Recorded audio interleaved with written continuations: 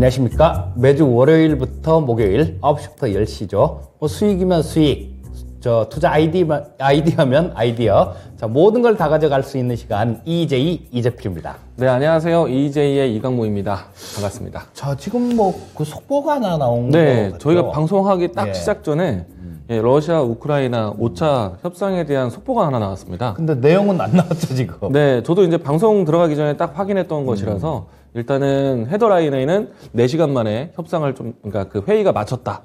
그러니까 긍정적이지 이게, 않을까라고 생각합니다. 그리고 네. 또 저게 만약에 부정적이면 미국 선물이 안 좋게 반영을 할 거예요. 네. 근데 지금 미국 나스닥 선물이 플러스로 이렇게 반영을 하는 거 보면 뭐 괜찮은 결과가 나온 거 아닌가 싶은 생각이 들고요.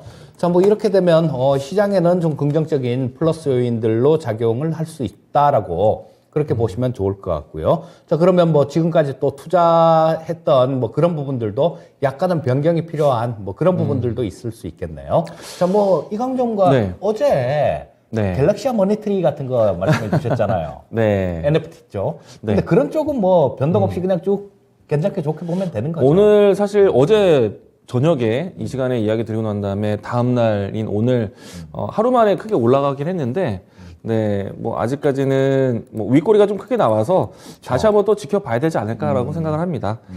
일단 뭐 어제 소개했던 종목이 잘 가서 또 이렇게 또 챙겨주셔서 감사합니다. 네, 못지않은 또 이야기들을 오늘 건네드려야겠죠. 자, 네. 그리고 또 뭐, 다른 부분들도 지금 뭐 이 전쟁이 네. 어떻게 마무리가 되는지 모르겠는데요. 이게 내용을 몰라서 어떻게 말씀을 드릴 수가 없는데, 네. 일단 뭐 이런 부분도 잘 맞춰갖고 하면 또 이 전쟁 때문에 또 큰 기회가 또 있었듯이 전쟁이 끝나면 또 끝난 건 나름대로 또 다른 기회를 찾을 수 있으니까 뭐 네. 투자자들은 선택을 할 수 있다라는 거 그게 좀 좋은 것 같고요. 네. 자, 뭐 오늘 그 EJ 포커스 EJ에서 어떤 네. 얘기를 좀 해주실 건가요? 저는 오늘 크게 올랐던 종목들이 또 다시 한번 또 반복이 되지 않을까 싶어서 오늘 저는 이제 시멘트 이야기 준비했고요. 전에도 그 시멘트 얘기를 한번 했었잖아요, 우리. 네, 맞아요. 우리가 이제 윤석열 당선인이 되고 난 다음에 가장 이제 시장에 관심이 될 수 있는 부동산 정책 이야기 했었잖아요. 집 많이 짓는다, 막 이러면서. 그 부분들이 실제로 이제 오늘까지 해서 많이 올랐던 것 같습니다. 그리고 이제 오늘 좀 크게 폭발적으로 움직임이 나왔는데, 제가 잠시 후에 또 이야기 드리도록 하겠고요. 오늘 EJ도 또 여러분들과 함께 소통하면서 진행을 합니다. 유튜브 채널이 열려 있고요. 여기에 제가 또 들어가 있습니다. 채팅 참여를 또 여러분들과 같이 소통을 나누고 있기 때문에 지금 TV로 시청하시는 분들도 지금 유튜브로 같이 오신다라면은 저희하고 직접 대화도 하고 그리고 여러분들의 이야기들을 또 끄집어내서 또 소통을 또 방송으로 이야기도 나눠보도록 하겠습니다.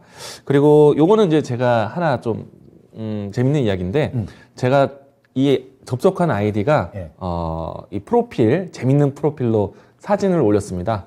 예, 많은 어디 있어요? 제가 한번 바로 인사를 한번 해보도록 하죠. 네, 안녕하세요라고 방금 바로 쳤습니다. 네, 재밌지 않나요? 주요 채팅 말고 실시간 채팅으로 바꿔주시면 돼요.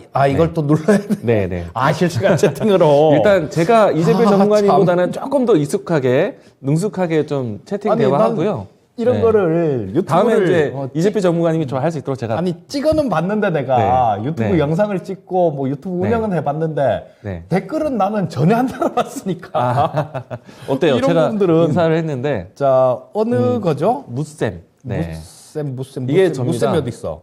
여기. 네. 여기 있네. 안녕하세요. 네. 무쌤. 요 사진을 좀 사진이 가까이 너무 작다 보면은 근데. 어쩔 수 없어요. 채팅이기 때문에. 근데 예. 보면은 재밌습니다. 네. 궁금하신 분들은 지금 유튜브로 좀 접속하셔가지고 저희하고 같이 또 이야기를 나눠보시기 바라겠습니다. 무쌤이 이강무 전문가랍니다. 저도 이거 로그인을 네. 하면 되긴 될 텐데. 네. 그 전에 하던 거 운영을 하던 계정이 되나서 뭐 로그인하기가 괜찮죠. 조금 그러네요. 채팅을 하는 것인데요. 뭐. 자, 네. 하여튼 제가 또 뭐. 이제 이재필 전문가님과 함께 손잡고 이 유튜브 안으로 들어갈 수 있도록 인도하도록 하겠습니다. 네. 자, 이제 네. 서로는 마치고 그 포커스 EJ로 좀 넘어가 주시. 넘어가죠. 앞에서 제가 포커스 EJ 어떤 걸 준비했는지 소개했는데 제가 먼저 하겠습니다. 오늘 사실 시장의 움직임들은 크지 않았습니다. 제한적이었는데 그렇다 보니까 크게 올라가는 종목들은 눈에 많이 띄었던 것 같습니다. 자, 오늘 제가 준비한 내용은 시멘트인데요. 일찍이 앞에서 건축 기자재로에서 이 윤석열 당선인의 부동산 정책 1호에 대해서 이야기를 나눴습니다. 그때 당시에 이재필 전문가님의 탑픽은 대림 비엔코 이야기해 주셨고 저는 NX 이야기했는데 과거 차트에서는 대림 비엔코가 정말 20배 갔었죠. 20배. 그 예. 1,500원에서 3만 원 갔으니까요. 맞아요. 저는 과거 차트에서 10배 갔던 NX를 꼽았는데 이번에 움직임이 나왔을 때는 NX가 조금 더 봐야 알지 뭐. 조금 더.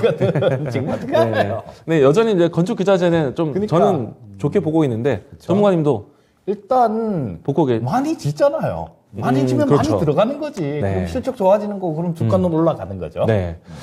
실질적으로 건축 붐에 대해서 좀 기대를 하고 있고 그리고 최근에 인플레이션 효과 때문에 건축 기자재 가격도 많이 올랐다고 합니다. 그렇죠. 예, 그 중에 하나로 해서 오늘은 이 유연탄 가격에 대한 상승 때문에 시멘트 종목들이 눈에 띄게 되었고요. 러시아와 우크라이나 사태 때문에 시작이 되었던 시멘트 가격에 대한 상승 기대감인데 일단은 이 우리나라에 수입되고 있는 이 유연탄의 대부분의 이 수요가 그러니까 공급이 러시아에서 이루어진다고 합니다. 70%가 러시아 의존도라고 하는데 사실 과거에는 중국의 의존도가 높았었거든요. 근데 이제 이 부분들이 좀 우회되면서 러시아 의존도가 높았었는데 앞으로 러시아에 대한 물자 이 공급이 아무래도 러시아 제재 때문에 문제가 될 것 같고요. 이 때문에 이제 이 시멘트 공급 대란이 나올 수밖에 없다. 근데 이제 더군다나 우리나라 안에서 소화되는 이 물량들이 너무나 크다 보니까 봄부터 해서는 건설 시장의 성수기거든요. 이 때문에 이 시멘트 수급 대란, 공급 대란 시작됐다 해도 과언이 아닙니다. 이미 이제 시멘트 재고가 많이 낮아진 상태이고요. 이 때문에 지금 앞으로 이제 봄 성수기가 된다라면은 시멘트 확보가 상당히 중요해질 것이다. 그리고 이제 많은 기사글을 통해서 앞으로 성수기에 대처할 수 있는 시멘트에 대한 이 보급량이 이틀치밖에 소화하지 못할 것이다. 라는 이야기 나왔습니다. 그러면 불가피하게 이 시멘트 희소성이 높아지면은 시멘트 가격 인상이 나올 수밖에 없다. 그러면 시멘트 기업들은 상당히 좋아질 수밖에 없겠죠. 이미 이제 이 시멘트 유연탄 가격대 때문에 인상에 대한 과정이 나올 수 있겠는데요. 지금 현재 고시된 가격은 톤당 78,000원인데 앞으로 9만 원대까지 가격 상승이 나올 수도 있다라고 예측하고 있습니다. 앞으로 이제 이 건설 붐, 그러니까 이 본격적인 성수기를 기대하고 있는 측면이고요. 그리고 앞서서 저희가 건축 기자재, 인테리어, 재건축, 재개발 키워드를 언급하면서 얘기했던 것처럼 새 정부가 들어서게 되면은 부동산 정책 완화 그리고 공급에 대한 추이가 좀 커지지 않을까. 그러면은 건설 경기에 대해서 기대해 본다라면은 뭐 앞에 이야기 드렸던 인테리어 종목들뿐만 아니라 시멘트 종목들을 또 주목해야 되지 않을까 생각을 하고 있습니다. 시멘트 같은 쪽도 네. 마찬가지 그 전에 옛날에 그러니까 저 법이 약간 바뀐 게 있을 거예요. 전에는 그 네. 건설회사가 값이잖아요.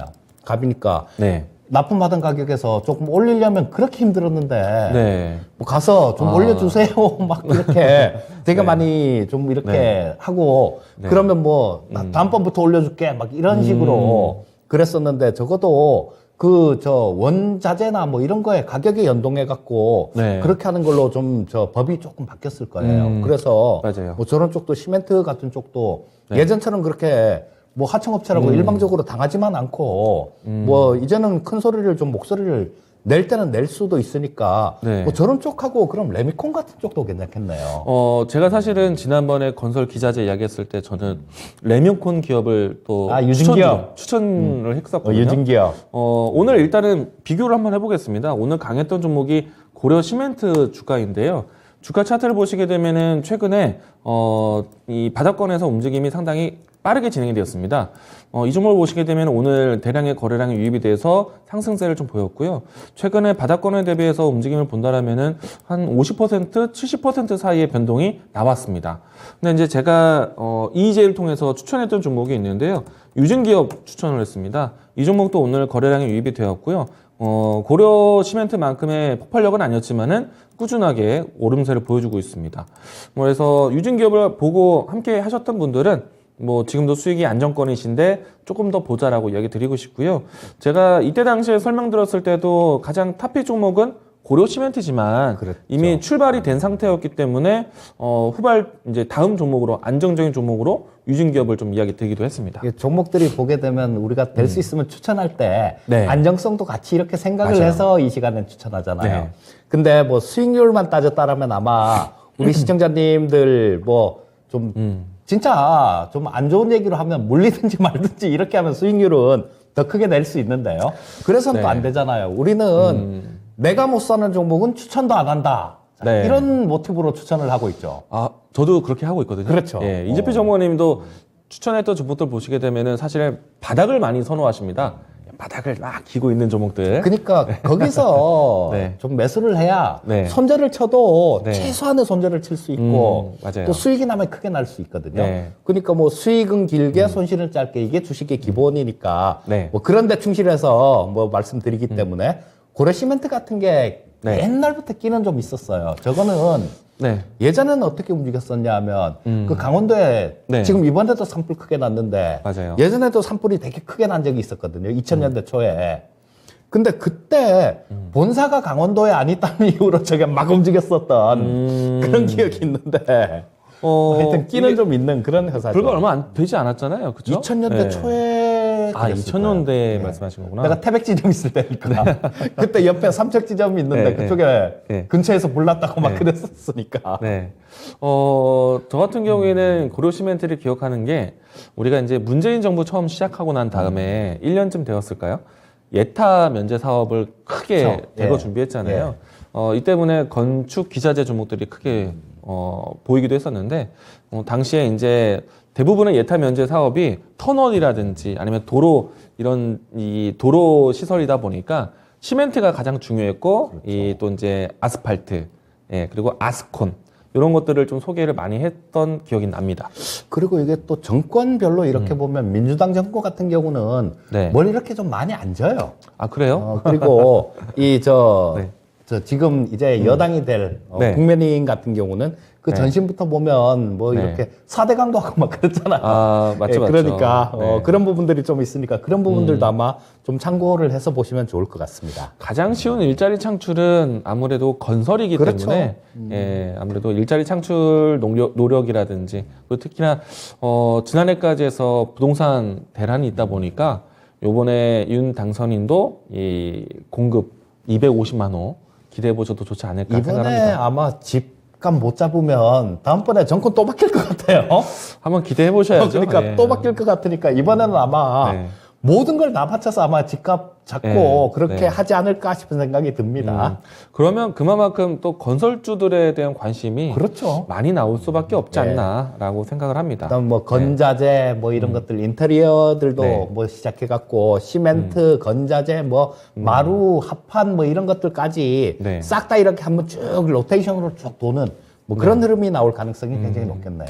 오늘 이 유튜브에서 이제 질문을 보시게 되면은 생각보다는 이 건축 기자재에 대한 질문보다도 대부분 반도체 질문이 많아요. 네. 오늘 이제 그 삼성전자, SK 하이닉스에 대한 이 1분기 실적 기대감 뉴스 상당히 많이 그렇죠. 나왔잖아요. 네. 1분기 70조 돌파 이야기들 때문에 아마도 반도체 기대감이 크신 것 같습니다. 네.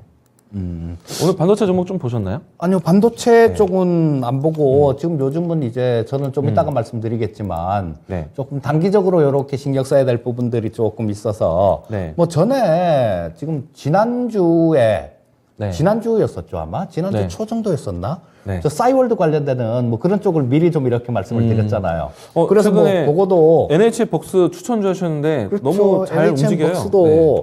한번 그것도 18%인가 한번 네. 이렇게 갔다가 밀리고 막 난리를 치는데 아마 네. 그런 것들도 조금 미리 잘 듣고 미리 조금 좀 낮은 가격에 매수를 해갖고 하려고 이렇게 하셨던 분들 같은 경우는 아마 좀 재미가 있으셨을 거예요. 그래서 또 뭐 4월 달에 초에 행사하는 부분들이 있어서 저는 그 부분을 조금 짚어드리려고 오늘은 그 부분을 좀 준비했고요. 제가 기억하는데요. 예, NHN 복스 그리고 싸이월드 이야기를요. 관련된 종목들이 잘 못 갈 때 이야기해 주셨거든요. 그렇죠. 안 갈 때 바닥에 있을 때 그때 일단 말씀드렸죠. 차트로 보시면 이때 맞죠?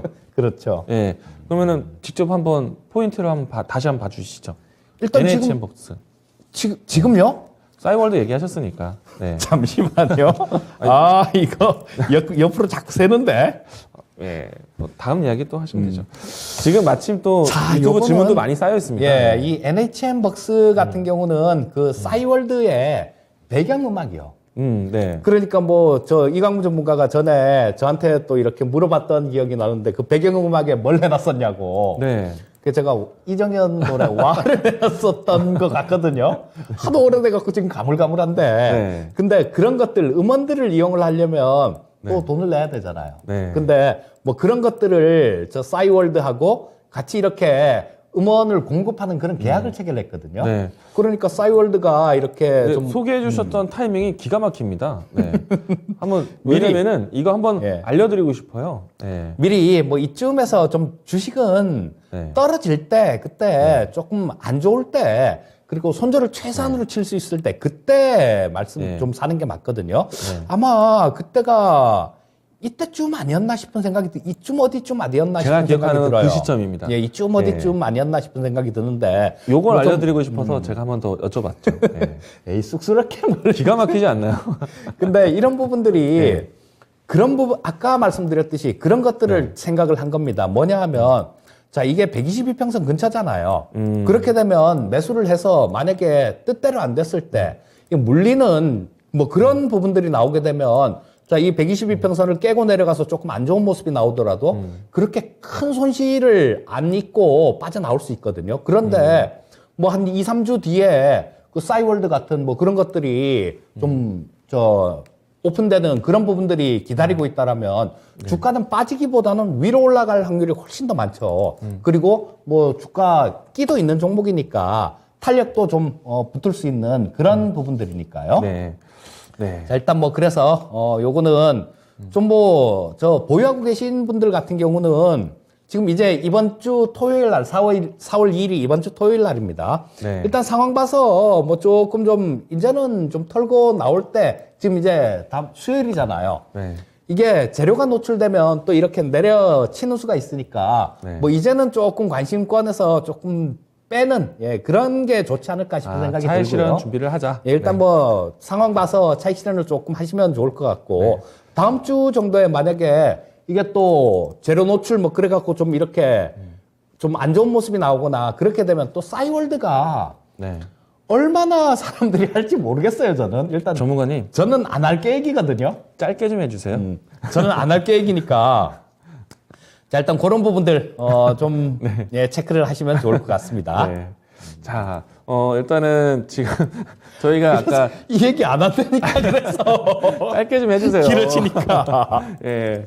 자, 일단은 싸이월드 기간이 아직 남아 있으니까 네, 좀 기대해 보자. 이번 주까지는 계속 볼 수 있지 않을까라고 생각합니다. 일단 저희가 아까 이 시멘트 이야기를 하면서 질문이 없어요라고 했었는데 지금 라면 꾸물님하고 매도는 예술님 또 김용용 죽었다님께서 시멘트에 대한 의견을 주셨어요. 시멘트 진입 장벽이 궁금합니다. 그리고 시멘트 공장에는 반도체 안 들어가나요? 라고까지 이야기해 주셨는데, 전문가님 그 시멘트 가격 성성이 예. 사실 과거에는 중국에서의 환경 정책에 따라서 우리나라 시멘트 가격 변동이 나오기도 했었거든요. 그렇죠. 왜냐면은 중국에서 워낙에 석탄이라든지 뭐 그 밖에 유연탄 채취하는 그 과정이 공기를 많이 좀 나쁘게 하다 보니까 중국에서는 철강 산업과 이와 같이 좀 유연탄 산업 같은 경우에는 좀 직접적인 제재를 합니다. 언제까지 쉬어라. 그러면 이제 만들지 않다 보니까 우리나라의 또 시멘트 가격 인상까지 나오기도 하거든요. 근데 요즘에는 좀 달라진 것 같아요. 예. 시멘트 같은 경우는 우리나라에서도 생산을 하잖아요, 이거는. 네. 예, 시멘트 공장에서 생산을 하고 그렇기 때문에 네. 거기 시멘트를 생산을 할 때 막 이게 고온으로 가열을 하거든요. 그래서 네. 뭐 석탄 가격들 이런 것들이 시멘트 가격이 굉장히 좀 중요하게 그렇게 작용을 하고 있는 거고요. 네. 요즘은 뭐 폐타이어 같은 것들 네. 그런 것도 되게 많이 이용을 한다 그러더라고요. 이렇다 보니까 우리나라에서도 생산할 때 친환경적으로 바꿔야 되는 좀 기술이 좀 달라졌다. 뭐 저도 직접 채취하지는 않았지만은 시멘트의 친환경 이 전환이 상당히 좀 빨라진 것 같기도 하고요. 그리고 시멘트 사업에 대한 진입 장벽 사실 이게 또 중요한데 요즘에 시멘트 기업들의 인수합병이 상당히 좀 잦습니다. 예전에 같은 경우에는 영세한 시멘트 기업들이 많았는데 지금은 좀 공룡화된다라고 할까요? 이제 좀 과거에보다는 조금 더 많이 이 업체 수가 축소가 되고 있는 것 같아요. 뭐 예시로 했을 때 쌍용 양회도 마찬가지고 그리고 유진기업이 레미콘 사업이 주요였는데 관계회사 자회사를 통해서 시멘트 기업들의 인수합병을 적극적으로 하고 있습니다. 그래서 진입장벽에 대한 내용들 사실은 이제 시멘트 기업들에 대한 대형화 이 부분들이 좀 중요해지지 않을까라고 생각을 합니다. 그래서 이 때문에 주식 진입도 사실은 좀 이제 많이 압축화되지 않을까라고 생각을 합니다. 네. 자, 일단 저 종목들 조금 설명을 좀 해주시죠. 네. 시멘트 기업들에 대한 주가 한번 빠르게 보도록 하겠는데, 대표적으로 오늘 고려시멘트가 좀 강했죠.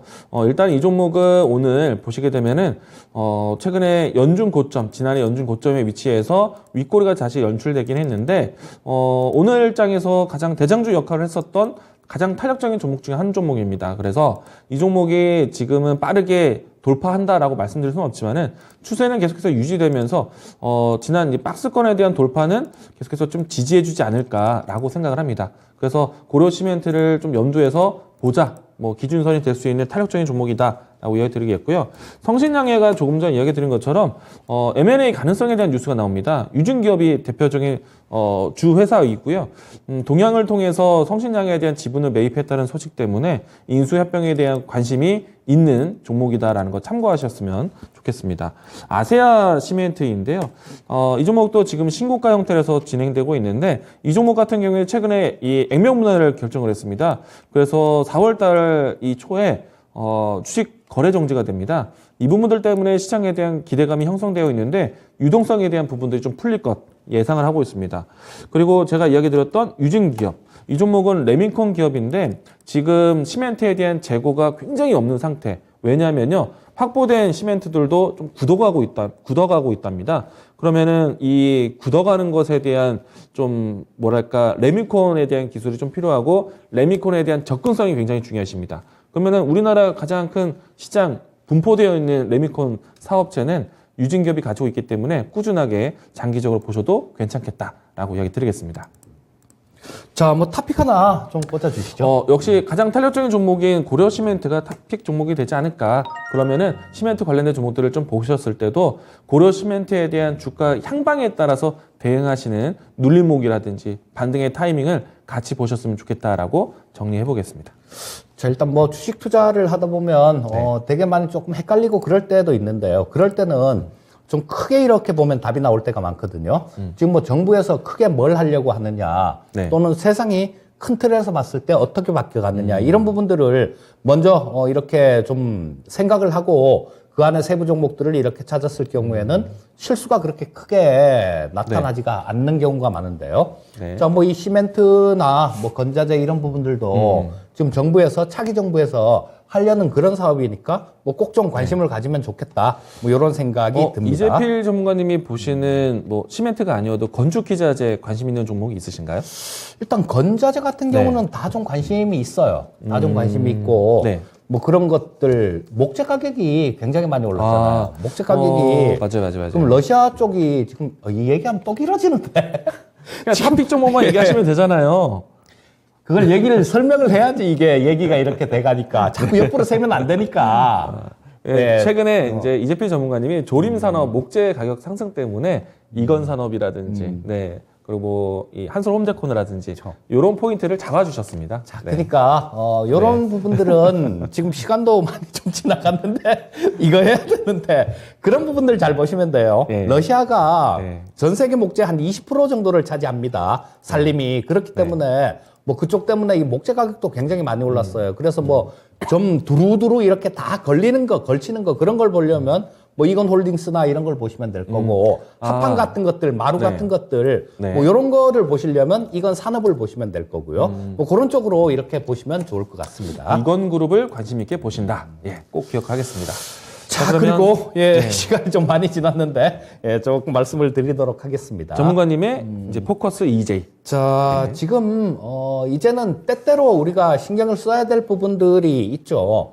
1월 달 같은 경우는 CES에 신경을 써야 되고 2월 달 같은 경우는 MWC에 신경을 써야 될 거고요. 뭐 1월 달은 마찬가지 JP 모건 헬스케어 컨퍼런스도 있으니까 그런 부분들을 봐야 될 거고. 자, 지금 뭐 4월 달 같은 경우는 미국 아마케가 있습니다. 그래서 이런 부분들을 조금 살펴봐야 된다라는 그런 생각이 드는데요. 자, 뭐 지금 현재 이 아마케가 4월 8일부터 4월 13일까지 미국 아마케가 열립니다. 근데 지금 코로나 때문에 2020년하고 2021년도 이때는 비대면으로 열렸어요. 이게 비대면으로 열렸는데 그렇기 때문에 지금 올해는 대면으로 합니다. 그래서 올해 관심이 굉장히 좀 높아지는 그런 부분들이 될 것 같아요. 자, 그래서 이게 지금 3년 만에 대면 행사다 보니까 가끔 가다가 이쪽에서 뭐 아마케나 이런 데서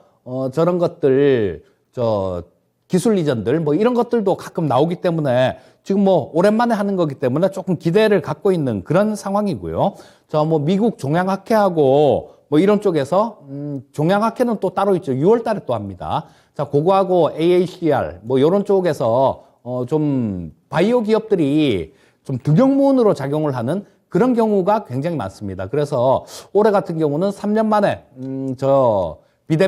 대면으로 행사를 하는 거니까 상당히 좀 기대가 클 수 있기 때문에 미리 좀 이런 부분들을 좀 살펴보고자 하는 겁니다. 자, 거기에 참가하는 기업들, 이런 기업들을 지금 오늘 간략하게 좀 소개를 시켜 드릴 거고요. 뭐 이거 외에도 다른 기업들도 참가를 할 수도 있습니다. 그리고 뭐 여기에 들어간 것도 지금 4월 8일부터니까 뭐 조금 좀 뭐 거의 뭐 빠지는 경우는 별로 없는데요. 그런 경우도 있을 수 있다라는 거. 그리고 우리 시청자님들께서 관심 있게 이렇게 보는 부분들이 있다라면 그거는 좀 따로 좀 공부를 하셔야 되는 그런 부분이다라고 말씀드리겠고요.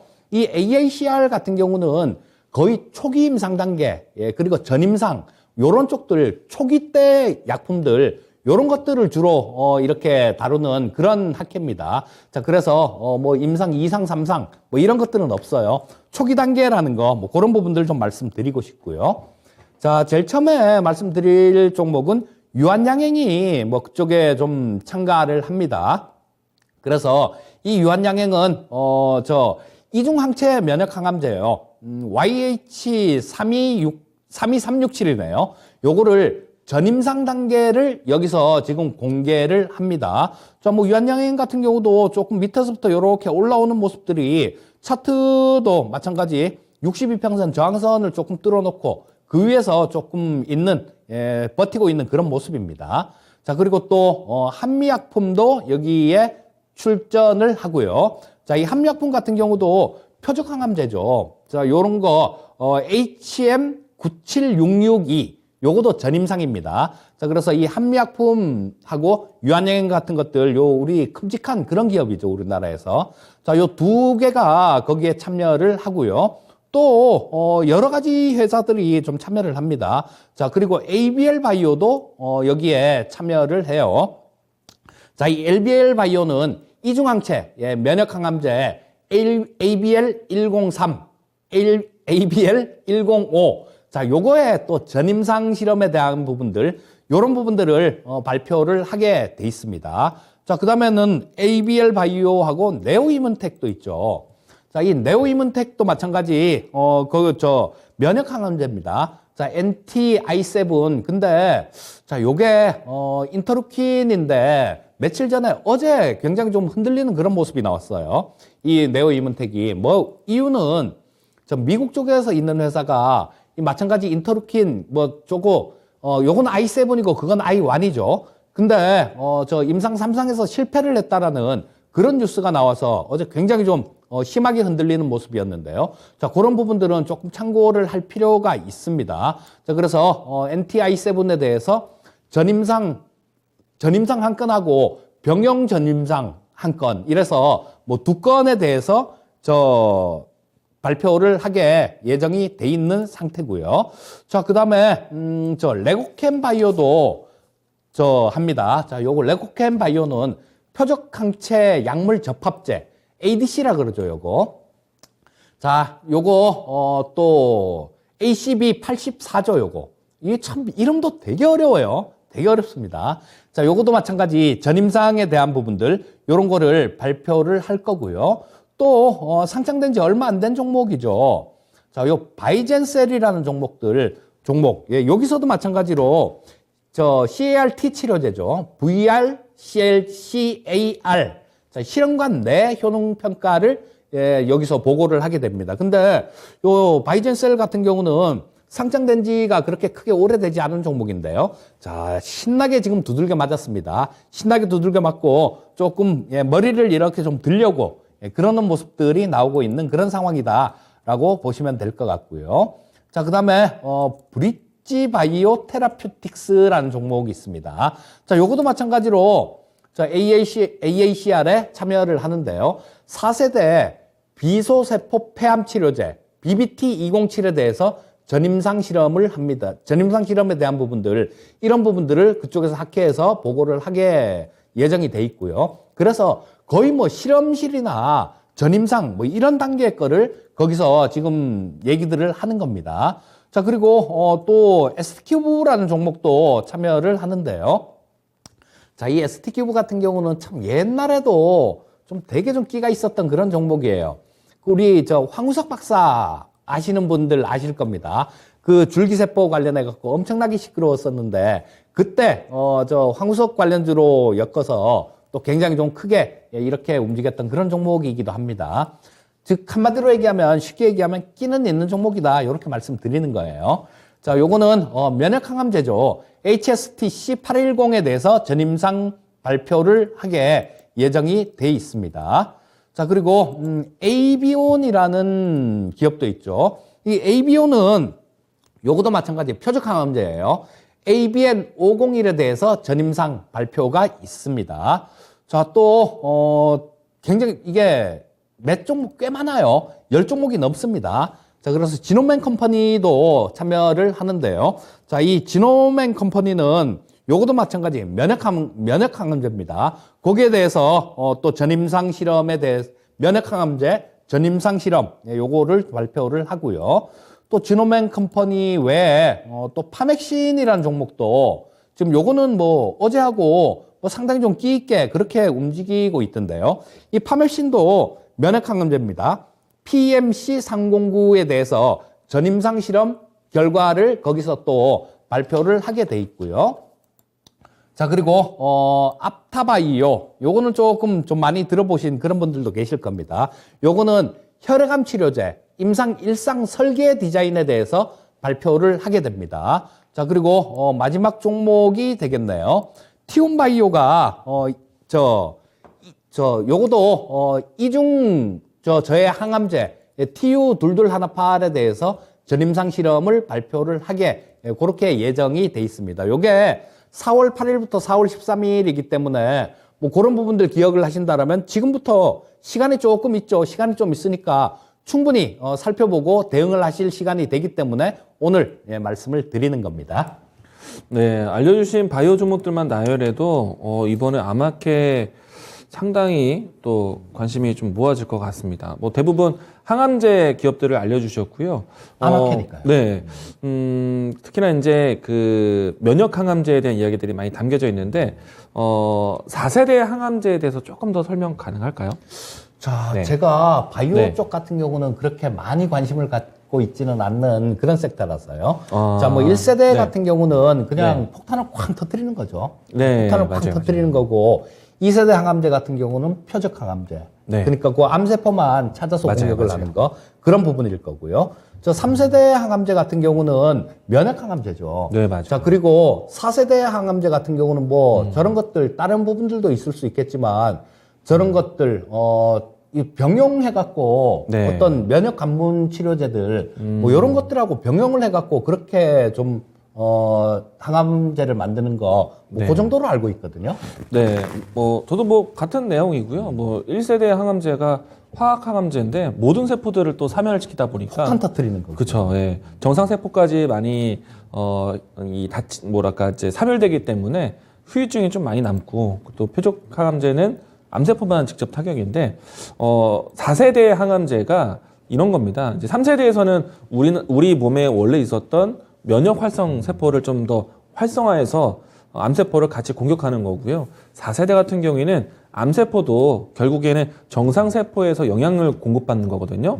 그래서 암세포에 대한 RNA에 대한 신호를 바꿔서 굶겨 죽이는 거죠. 예, 그런 것이 이제 나오는 것이 4세대인데, 이게 진짜 현실화 된다라면은 상당히 좀 큰 발전이 되지 않을까라고 근데 생각합니다. 지금 현재 상태로 봐서는요. 네. 저런 거 3세대 항암제, 그러니까 네. 면역 항암제, 그거 개발하는 회사만 해도 700개가 넘거든요. 아, 네. 그거 개발하는 회사만 해도 700개가 넘고 네. 굉장히 초기 단계예요. 그래서 4세대 항암제 같은 경우는 네. 3세대도 아직까지 멀은 상태거든요. 그러니까 4세대 항암제 같은 경우는 좀 시간이 굉장히 좀 많이 걸릴 거고 이런 부분들이 네. 제약바이오 쪽이 무서운 게 그런 겁니다. 자, 면역 항암제 같은 것들 네. 우리 여러 가지로 봤었잖아요. 신라젠 같은 경우도 지금 굉장히 고생시키고 있지 않습니까? 네. 그래서 이런 부분들이 있기 때문에 제가 이 제약바이오 쪽 같은 경우는 극도로 좀 이렇게 종목들을 보는 거, 뭐 그거 외에는 쳐다보질 않거든요. 네. 그리고 그걸 한번 생각을 해보면요. 또 이거 제약바이오 좋아하시는 분들한테 혼나게 생겼는데 네. 이 700개 회사가 그 면역항암제를 지금 개발을 하고 있는데요. 그 중에서 이 시장에 진입할 수 있는 회사는 몇 개나 될까요? 저도 뭐 숫자는 잘 모르겠습니다. 거의 뭐 먼저 개발하는 회사들 우리 백신도 마찬가지였잖아요. 네, 네. 먼저 개발하는 거 그쪽에서 다 먹는 겁니다. 아, 그렇죠. 어쩔 수 없죠. 뭐 선점하는 게 중요하고. 그러니까 나머지 같은 경우는 네. 뭐 나중에 개발을 하더라도 네. 기존에 개발한 것보다 월등히 이게 약효가 좋고 네. 그렇게 되면 모를까 뭐 이걸 뒤집기는 상당히 좀 어려워요. 그래서 제약바이오 쪽 같은 경우는 확률이 상당히 낮은 게임입니다. 네. 그래서 이걸 끝까지 뭐 그 가서 대박이 나기를 그런 거를 보는 것보다도 뭐 중간에 기술 수출을 하는 부분들 이런 부분들을 본다든가 내지는 이 학회 같은 것들 이런 거 있을 때 뭐 요런 부분들로 좀 이렇게 모멘텀 쪽으로 이렇게 접근을 해서 보는 거 뭐 그 정도가 적당하지 않을까 싶은 생각이 그러면 듭니다. 오늘 알려주신 바이오 종목들은 모두 다 괜찮은 종목들이겠죠? 괜찮은 종목도 있고 괜찮지 않은 종목들도 있을 것 같아요. 지금 말씀드린 게 네. 그 아마케 참여하는 기업들 제가 뭐 뭘로 참여를 한다라는 거 그 부분을 쭉 이렇게 말씀을 드린 거거든요. 네. 자, 이거 뭐 제대로 하려 그러면 종목 뭐 열 몇 개 있으면 이거 네. 혼자 네. 준비를 해갖고 뭐 배워야 산다를 찍어도 모자랄 정도가 네. 되겠죠. 사실 저도 바이오에 대한 관심이 굉장히 높은데 설명을 많이 드릴 수 있지만은 바이오 종목에 대한 선택이 쉽지는 않은 것 같아요. 네. 이게 잘못하면 되게 좀 크게 어려움을 겪는 경우가 많아서 네. 자, 일단 그건 그렇고 탑픽 종목을 하나 좀 말씀을 드려야 되겠죠. 네. 자, 바이젠셀을 좀 말씀드리고 싶은데요. 이거는 뭐 다른 거 없습니다. 뭐 저거 이번에 좀 면역세포 치료제 만드는 기업인데요. 자, 이번에 아마케에 좀 가서 어떤 발표를 하게 되는데 그런 부분도 그런 부분들이지만요. 그 안에 자세한 내용들은 알 수가 없습니다. 하지만 이게 상장된 지가 작년에 이때 8월 달 정도 그때 상장이 됐어요. 작년 8월 달에 상장이 됐기 때문에 자, 1년이 되려면 올해 8월 달이 돼야죠. 그러니까 지금 6개월짜리 보호예수 물량은 나왔습니다, 벌써. 6개월짜리 보호예수 물량은 나왔고 1년짜리 보호예수 물량이 나오려면 아직도 시간이 멀었어요. 자, 근데 요게 공모가가 57,200원이에요. 자, 공모가에도 좀 이렇게 그 뭐랄까 그 거품이 조금 껴 있었다라는 뭐 그런 차원이었겠죠. 근데 지금 뭐 8개월 동안 이렇게 밀리면서 거의 뭐 거품은 빠졌다라는 생각이고요. 뭐 시가총액이 한 2천억대 정도 되니까 제약바이오 기업들 시가총액 2천억대 정도는 그렇게 비싼 건 아닌 기업들이죠. 자, 그리고 여기서 보시게 되면 다 이제는 모양을 이렇게 좀 만들어가는 그런 모습인 것 같아요. 자, 뭐 어떤 보호예수 물량이라든가 뭐 이런 부분들이 있으면 조금 어려움을 겪겠지만 당분간은 그런 부분들도 없으니까 지금 이 아마케 모멘텀으로 조금 움직일 수 있는 그런 차트 모양을 만들어 놨다. 이렇게 보시면 좋을 것 같고요. 자, 뭐 오늘 이렇게 공시를 해놓은 게 한 게 있던데 호주에 법인을 따로 만들어서 법인을 하나 설립을 해서 해외 진출에 교두보로 삼겠다 뭐 이런 얘기를 했는데요. 이 호주 같은 경우는 좀 그런 부분들이 있습니다. 뭐냐 하면 거기서 호주에서 임상 실험을 했을 경우 거기는 임상 대상자들이 상당히 좀 많대요. 그래서 임상 진행을 좀 빨리 할 수 있죠. 그리고 이 호주에서 한 부분들은 미국에서도 어느 정도 인정을 해 준다라고 얘기를 합니다. 그래서 미국에 진출할 때도 상당히 좀 도움이 많이 된다. 뭐 그런 측면들이 있어서 거기서 하는 거고요. 자, 지금 빠질 만큼 빠졌고 이 상장된 지 1년도 안 된 종목이기 때문에 어떤 종목이든 이 제약바이오 쪽 같은 경우는 상장하고 한 번은 불꽃을 이렇게 확 태워주는 경우가 굉장히 많습니다. 자, 근데 아직까지 불꽃을 한 번도 태우지 않은 그런 기업이에요.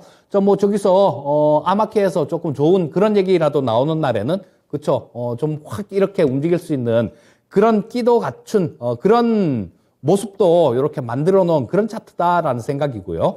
자, 뭐 이게 지금 그동안 상장되고 난 다음에 거의 공모가보다 반토막 가까이 이렇게 빠졌다가 움직이는 거기 때문에 일단 뭐 거품은 다 빠진 상태에서 움직이는 거라서 뭐 그렇게 큰 리스크는 없다. 뭐 이렇게 말씀드리겠습니다. 이번 아마케에서 포인트 잡아주신 거는 면역세포 치료제에 중점을 두신 것 같고. 아니, 그 포인트를 면역으로 잡은 게 아니라 이쪽에서 아마케에서는 원래 전임상하고 초기 임상밖에 안 해요. 여기서는. 그런 거밖에 안 다루기 때문에 지금 우리나라에서 거기 나가는 그 기업을 다 불러들인 거예요, 지금. 네. 뭐 일단은 가운데서 면역세포 치료제를 보셨기 때문에 그리고 요걸 포인트로 탑픽을 보신 게 아닌가라고 생각을 했습니다. 바이젠셀 같은 경우는 탑픽으로 본 이유가 그런 건 아니고요. 많이 빠졌잖아요. 많이 빠졌고 만들어놨잖아요. 올라갈 수 있는 그런 교두보를 만들어놨고 빠질 만큼 빠져서 더 빠질 것도 없을 것 같고 그래서 요것도 마찬가지 손실은 짧게 수익은 길게 갖고 갈 수 있는 그런 종목이다라는 생각에서 요걸 말씀드린 겁니다. 이번 아마케뿐만 아니라 앞으로 바이오를 보신다면은 뭐 중점을 두고 있는 뭐 섹터나 포인트가 있으실까요? 저는 이런 거 바이오 쪽 보면 AI하고 연결된 부분들이요. 그런 AI 부분들을 보죠. 자, 이것도 마찬가지로 전에도 뭐 추천해드린 종목 중에 신테카 바이오라고 있죠. 자, 그게 뭐 한 27% 정도? 그 정도 수익을 찍었던데 목표가를 되게 높게 드렸어요, 그거는. 되게 높게 드려갖고 지금 목표가 도달을 못했는데요. 자, 요런 것들 지금 이 AI의 하루는 인간의 2만 년이다라고도 얘기를 합니다, 어떤 분들. 그리고 이거 사람이 어떤 이런 것들을 뭐 계산하고 이런 부분들은 AI를 따라갈 수가 없어요. AI를 따라갈 수가 없는데 지금 차기 정부 쪽에서는 이 제약바이오 쪽 같은 경우도 아마 이 AI하고 이렇게 연결시키려는 그런 움직임이 상당히 좀 강하게 나올 수 있다라는 생각이거든요. 그래서 보고 있는 종목들 같은 경우는 지금 오늘은 그 아마케가 있으니까 아마케 관련되는 것들을 말씀을 드렸고요. 그리고 그 중에서도 가장 많이 빠진 바이젠셀을 말씀드린 거고 보고 있는 제약바이오 종목은 AI하고 관련되는 그런 종목들을 좀 보고 있어요. 지금 유튜브 내에서도요 바이오에 대한 위험하다 어렵다라는 이야기 주시고 계신데 매도는 예술 나는 똥손님께서 바이오 위험하다라고 이야기 주셨고요. 아지랑이 님도 바이오 무서워요라고 채팅을 주셨습니다. 그러니까 이게 그래서 지금 관심을 가질 때가 된 거예요. 바이오 이쪽이 고점일 때는 쟤는 바이오도 추천 안 하고 뭘 하지 그러거든요. 그렇죠. 사실 2017년도에도 그랬고 바이오가 한참 좋을 때 그때는 좌우에 꼭대기가 있을 때는 바이오 종목들 추천을 안 드리면요. 저 이상한 전문가다 이렇게 얘기를 했었어요. 대체 바이오도 안 하고 뭘 하는 거냐 쟤는 그런 얘기를 했었는데 자 주가가 그만큼 많이 빠진 거죠. 많이 빠졌기 때문에 겁을 내는 겁니다. 겁을 낼 때가 바닥에 근접해 있는 그런 시기예요. 물론 종목별로는 무서운 종목들도 많은 게 맞습니다. 근데 그 종목은 잘 선정을 하셔야지 되는 거고요. 자, 뭐 그런 부분들을 좀 잘 챙겨 본다라면 바이오에 대한 선택에 대한 포인트는 타이밍에 있다. 그렇죠. 그리고 이 바이오 쪽이 움직일 때 한꺼번에 같이 쫙 움직이는 경향이 있거든요. 그래서 지금 어떤 계기가 주어진다면 나중에는 또 그런 얘기가 나올 때가 분명히 한 2년에, 한 2, 3년에 한 번 정도는 그런 얘기가 나와요. 네. 쟤는 바이오 추천 안 하고 뭐 하는 거야. 이런 얘기가. 근데, 재작년 정도, 작년, 그러니까 재작년 정도에 바이오가 굉장히 좋았었죠. 네. 자, 그러니까, 점점 상당히 많이 빠졌으니까 점점 기회는 오고 있다라고 보셔도 될 것 같습니다. 저도 한번 물어봐 주세요. 어떤 걸? 바이오 얘기요. 이강구 전문가는 바이오 어떤 거를 좋아하세요? 아니, 저도 항암제나 이런 내용들에 대해서 상당히 관심이 많거든요. 왜냐면은 최근에 나오고 있는 특허 제한이 풀리고 있는 것들이 최근 2018년도 때부터 풀리기 시작을 해서 그래서 2019년, 20년도에 바이오 종목들이 크게 관심을 받았던 거고 그런 부분들이 또 풀린다라면은 대표적으로 항암제 종목들이 바이오 시밀러 이제 이 규제가 풀리게 됩니다. 이 내용들이 대부분 2025년도 때까지 일정이 있다 보니까 아마도 올해도 내년에도 바이오 종목들이 움직인다라면은 그런 규제가 풀리는 종목들이 좀 크게 올라갈 것 같고요. 그리고 3세대 항암제가 상당히 이제 시장에서 핫하다라고 할 수 있는데 면역 활성 세포를 이제 활성화시켜 주는 겁니다. 그렇다 보니까 관련된 내용들을 보신다라면은 T세포, 카티 치료제라고 하는데 T세포 보시면 좋겠고 그리고 항암제에 대한 인식이 대부분 DNA에 있다고 합니다. 그 DNA 신호를 차단해 줄 수 있는 RNA 그리고 그런 것들을 또 기술을 할 수 있는 유전자 가위 기술 이런 것들이 앞으로 주목이 되지 않을까. T세포 관련되는 종목들하고도 얘기를 해줘야지. 저 같은 경우에는 앱클론을 대표적으로 이야기를 많이 드리고 있거든요. 이 종목 같은 경우에는 T세포에 대한 이야기들이 나왔을 때 크게 움직였습니다. 그리고 지금 많이 T세포 같은 빠졌죠. 것들, 많이 늘리는 것들, 그런 것들은 제넥신 쪽 아니에요? 제넥신이 좋았던 이유는 툴젠이라는 회사가 유전자 가위 기술이 있습니다. 그것 때문에 제넥신이 크게 주목을 받았고 아니, 툴젠은 벌써 옛날에 합병하려다가 네. 말아갖고, 네. 그 지분만 조금 인수해서 지분만 조금 갖고 있는 거고. 그때는 인수 과정으로만 이렇게 가려고 했는데 이제는 인수에 대해서 주가 가격에 대한 밸류가 다르다 보니까 주주들이 주주 반대를 제넥신이, 했어요. 네. 인수를 하려고 그러는데 주주들이 반대를 네. 했거든요. 근데 그 툴젠하고는 상관없고 툴젠은 그 유전자 가위는 따르고 지금은 지분을 조금 인수해서 갖고 있는데 요거는 그 T세포 같은 경우는 네. 그 툴젠이 갖고 있는 유전자 기술, 가위 기술하고는 완전히 별개고요, 그거는. 병용 용법으로 가게 되면은 그런 걸 좀 융합하는 게 필요하다라고 하더라고요. 이게 제넥신이 저런 것들, 네. 코로나 백신도 DNA로 만들려고 그랬는데, 그것도 네. T세포를 늘리는 걸 기반으로 해서 만들려고 그렇게 했었는데, 뭐 실패인 것 같아요, 그거는. 우리나라에서 유일하게 또 할 수 있는 회사가 그 회사라고 하니까 또 관심 있게 보셔야 되지 않을까 생각되고요. 그래서 저는 뭐 카티 그리고 유전자 가위 기술, RNA 관련된 종목들이 앞으로 또 관심을 받지 않을까 생각을 합니다. 자, 그러면 이제, 시간이 또 금방 갔어요. 네. 시간 얼마 없어요. 자, 이제는, EJ, 네. 저 추천 종목으로 넘어가 네. 볼까요? 네.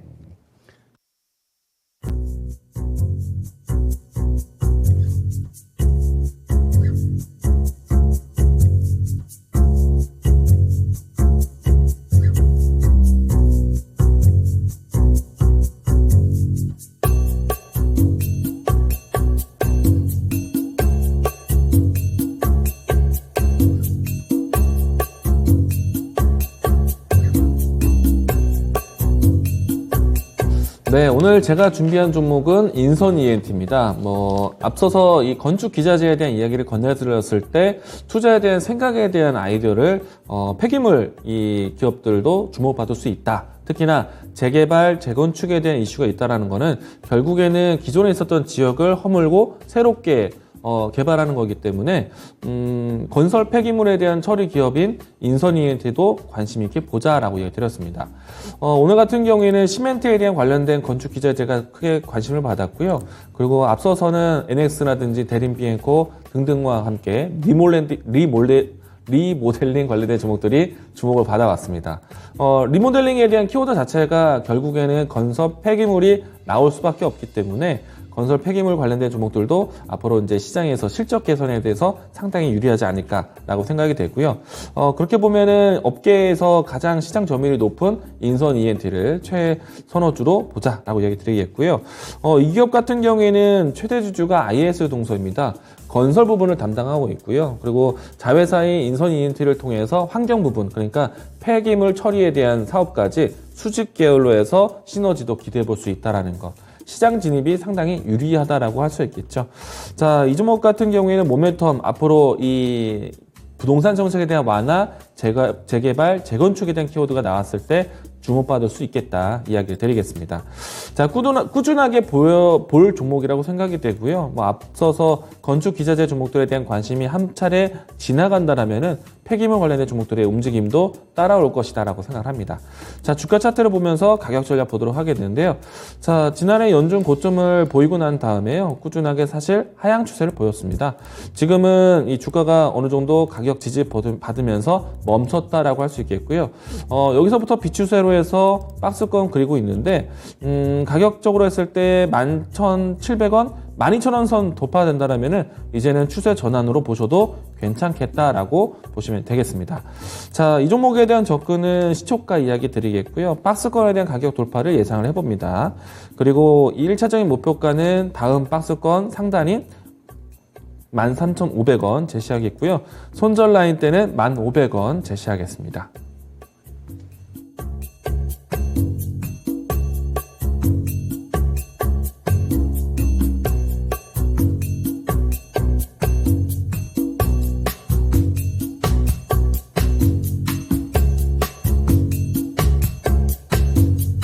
네, 오늘 이제 필 받을 종목은 카스텔 바작이고요. 자, 뭐 이름이 조금 굉장히 좀 특이합니다. 카스텔 바작. 자, 요거는 뭘 하는 회사냐면요. 골프 의류 그리고 골프 용품 같은 것들, 요런 것들을 제조해서 판매하는 기업입니다. 뭐 두말하면 잔소리, 리오프닝 관련해서 수혜를 받을 수 있는 그런 종목이다라고 말씀드릴 수 있겠죠. 자, 그리고 지금 스크린 골프가 굉장히 좀 이렇게 대중화가 돼 있는 그런 세상이죠. 뭐 그래서 가까운 데서 접할 수 있다 보니까 우리 20, 30대 젊은 친구들도 지금 요즘은 골프를 굉장히 좀 즐겨 치는 그런 상황입니다. 참고로 저는 골프를 좀 몇 달 치다가 이게 성격 급한 사람들은 골프를 못 배우겠더라고요. 저는 참고로 그냥 골프채 산 거 남 다 주고 말았습니다. 자, 근데 요게 아마존에 좀 입점이 돼 있어요. 그리고 LA에다가 현지 법인을 설립했습니다. 그래서 요걸로 이제 북미 시장을 좀 공략을 할 거고요. 자, 무엇보다도 중요한 게 작년에 조금 적자가 났습니다. 작년에 좀 적자가 났는데 뭐 한 30억대 정도 적자가 났는데, 그런 부분들은 비효율적인 그런 부분들, 매장들 뭐 이런 것들을 좀 정리하는 그런 과정에서, 그리고 재고를 터는 과정에서 작년에는 적자가 좀 났고요. 자, 근데 뭐 작년에 어느 정도 다 이런 부분들을 처리를 했기 때문에 더 이상 뭐 그렇게 안 좋을 수 있는 그런 부분들은 없다라고 보시면 될 것 같고요. 자, 아까 말씀을 드렸던 비효율 매장을 정리를 했다라고 말씀드렸는데, 원래 한 160개 정도 매장이 있었어요. 근데 지금 뭐 현재 운영하고 있는 건 136개의 매장 정도 됩니다. 근데 오늘 뉴스 나온 것들, 이런 것들을 이렇게 좀 보시면요. 자, 여기서 전체 매장에서 평균 매출이 작년 전년 동기 비해 갖고 34%가 올랐다라고 뭐 그렇게 회사에서 발표를 했습니다. 자, 지금 뭐 본격적으로 리오프닝이 시작되지도 않았는데 이렇게 많이 늘었어요. 자, 그렇게 되면 뭐 좀 지나고 좀 더 이렇게 풀어주고 그런 분위기로 가게 되면, 자, 매출액 같은 경우는 훨씬 좀 많이 이렇게 늘어나는 모습일 거고요. 작년에 이때 한참 잘 올라왔었죠. 자, 작년 6월 달에 고점을 찍었었는데요. 이때도 마찬가지 한참 잘 올라온 게 리오프닝 관련돼서 이렇게 올라온 겁니다. 근데 뭐 그 다음에 뭐 델타 변이다, 뭐 오미크론 변이다 이러면서 주가가 쭉 빠졌는데요. 자, 지금 뭐 현재 상태는 거의 뭐 바닥권 근처까지 다 내려온 그런 모습입니다. 자, 월봉으로 한번 보게 되면요. 자, 여기 보시게 되면, 자, 요게 상장된 그때고요. 자, 여기서 저점, 그 다음에 요 저점 조금 높였고, 그 다음에는 지금 이때 2020년도에 저점 근처 그 정도에서 조금 옆으로 행보하고 있는 그런 모습이 나오고 있죠. 자, 그렇다면 매출액이 작년보다 평균 매장의 매출액이 34% 정도 늘었다라면 지금 주가 수준은 바닥권이다 이렇게 말씀드릴 수 있겠고요. 자, 리오프닝 관련해서 수혜를 톡톡히 받을 수 있는 종목이다. 자, 그러니까 지금은 매수하기 좋은 시점이다.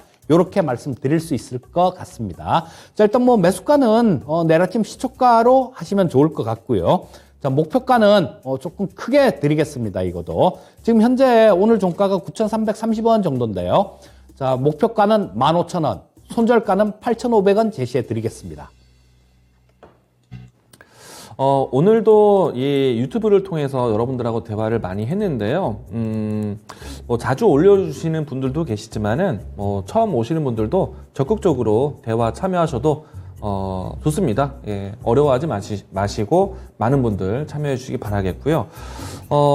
이제 4월달, 정말 이제 이재표 전문가님이 이야기 주셨던 4.2월드가 이제 곧 시작을 알리고 있고, 이제 암흑해도 이제 앞두고 있다라는 걸 보니까 정말 시간이 금세 갔구나라는 생각이 듭니다.